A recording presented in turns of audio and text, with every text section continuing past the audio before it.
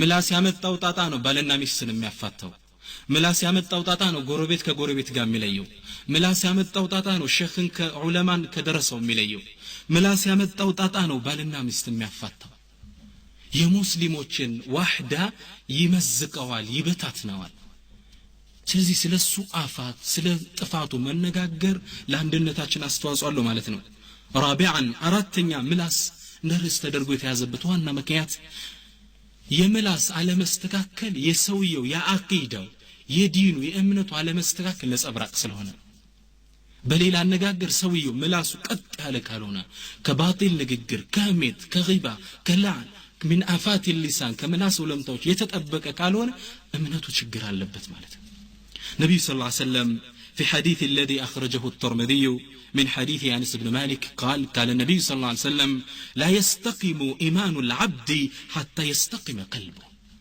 ياند باريا إيمان أي رقا ما يستكاكلم لبوس كي رقا درسان ولا يستقيم قلبه حتى يستقيم لسانه لبو دمو ليرقا يشلم ملاسوس كالرقا درس لا إله إلا الله ملاس كأمنت قات يا جنة اللو مالتنا የምላሳችን አለመስተካከል የእምነታችን የአቂዳችን ክፍተት ነው ማለት ነው ከዛ አያይዘው ምናሉ ولا يدخل جنة رجل لا يأمن جاره بواعقه አንድ ሰው ጀነት አይገባም ጎረቤቱ በንብረቱ በቤተሰቦቹ ላይ እስካላመነው ድረሳሉ እና ምላስ የአቂዳ ጥያቄ ነው ማለት ነው የእምነታችን ጥያቄ ነው የምላስ አለመስተካከል የእምነታችን ያለመስተካከል ምልክት ነው ይቀራዋል ክፍተት አለው ማለት ነው ለዛ ነው ዛሬ ምላስ እንደ ትልቅ ርዕስ አድርገን የምላስ ጣጣ በሚል ርዕስ እንነጋገረው ኢንሻአላህ እና እኔ والله ይሄን ፕሮግራም እንዳዘጋጀ ደሉ ሲሰጠኝ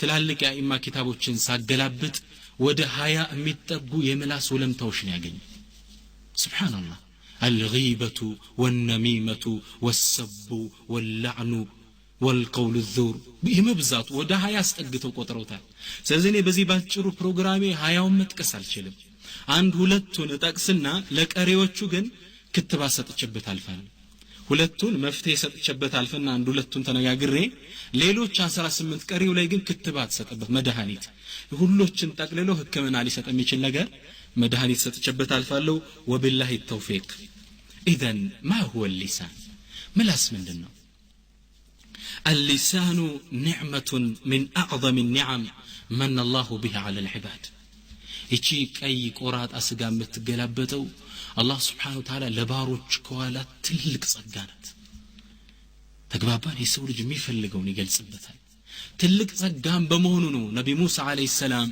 ملاساتشو عليه السلام تنشي مكولات تفباهري نبرو أساسبواتشو دعاء درقو يزين صقا لمنا منالو واحلل عقدة من لساني كيتاي ملاسين فتا أدرق اللينما بل إلى آيات لي منالو ولا ينطلق لساني كيتاي ملاسي بدم بتفتاتك وإن نقرم سلون دماتشو هارون الله بقرآن ليس تساكي تنقروا تسقل سمناله هو أفصح مني لسانا كيتاي هارون كني تشالي النقر العند بترتنو أقاجار قول لدعوة يالونو ناين ملاس نعمان شوفوا نبي الله موسى أولو العزم كم يبالو تست عندوناتشو الله سبحانه وتعالى أولو العزم قالوا تلالك يا الله تودج باروج عندنا نبي صلى الله عليه وسلم ولتنيا خليل الرحمن إبراهيم عليه السلام سوستنيا موسى بزي درجة نبيجين ولكن نبي الله موسى عليه السلام ندتلك قداي يتأيقوا يعلم ملاس زارينيا عندي منا ما بت من قرطبة ملاس الله سبحانه وتعالى بل إلى آيات لي يسد أن ملاس أقامون سيجلس من على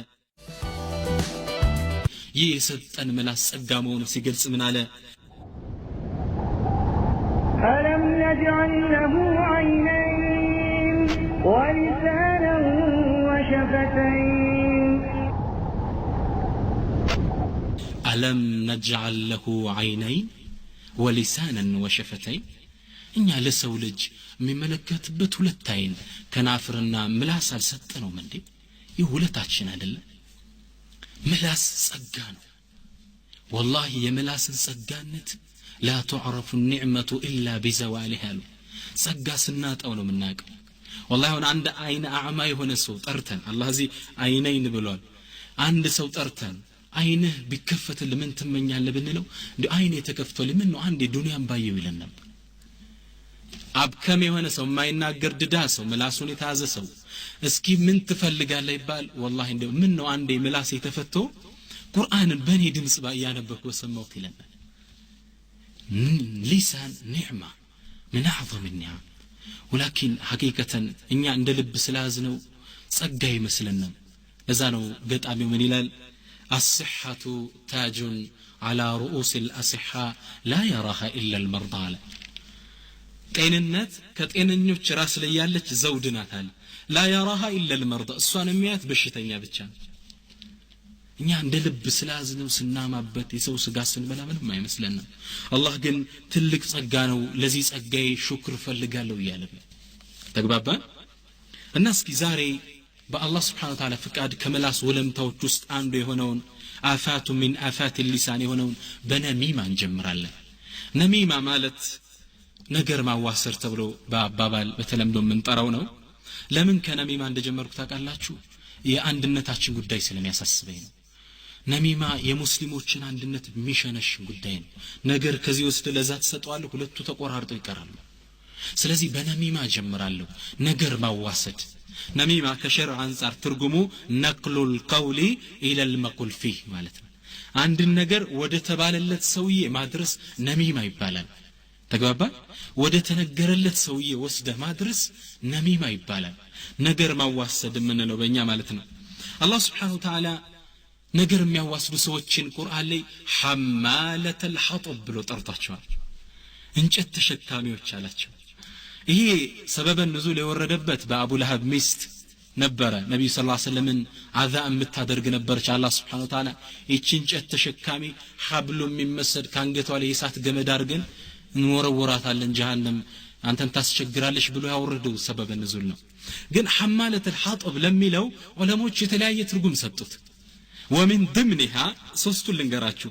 አንዱ አሉ ሐማለተል ሐጠብ የተባለችበት አንደኛው ነብዩ ሰለላሁ ዐለይሂ ወሰለም ሁሌ ሌሊት ሱብሂ ወደ መስጊድ ሲሄዱ እሳቸውን አዛ ለማድረግ ለመጉዳት ነብዩ ሰለላሁ ዐለይሂ ወሰለም ሾህ ተሸክማ ሄዳ መንገዱ ላይ ተነሰነሰው ነበር። እንዲወቁ ማን ነብዩ ሰለላሁ ዐለይሂ ወሰለም ከነሂከ في دين الله እንዴት እንደተቸገሩ ይሄ ነው አንዱ ተፍሲር አሉ ዑለሞች። ሁለተኛው ተፍሲር አሉ የመናጢነቷ የገብጋባነቷ የስስታምነቷ ሀብታም ሚስት ናት። እንግዲህ በረሃ ወርዳ እንጨት ተሸክማ ትመጣ ነበር አለ አላህ ለዛ እቺ